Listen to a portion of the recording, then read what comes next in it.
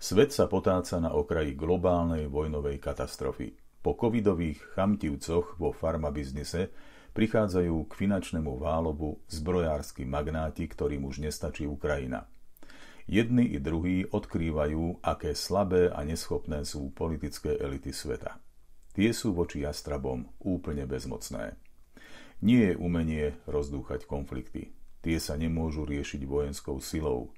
Vojenská sila nie je riešením ani v mene ochrany pred podozrením z jadrového nebezpečenstva a už vonkoncom nie ako spôsob zmeny politického režimu. Svet už má neblahé skúsenosti s vojnami v Iraku či Afganistane. Násilie je vždy len cesta do pekla. Žiaľ, v súčasnosti zdravý rozum ustupuje a mocenské chúťky vojnových jastrabov naopak rastú.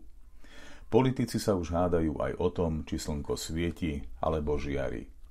Nedokážu už ani len zmysluplne rokovať, nie to ešte sa dohodnúť. Diplomacia slabne, prichádza o svoju vážnosť a stráca rešpekt. Osud občana sa svetovým politikom i jastrabom stáva ľahostajnejší než ich vlastný prospech. A ľudstvo hlúpne. Namiesto múdrych, rozvážnych politikov vždy naletí hoštaplerom a hazardérom.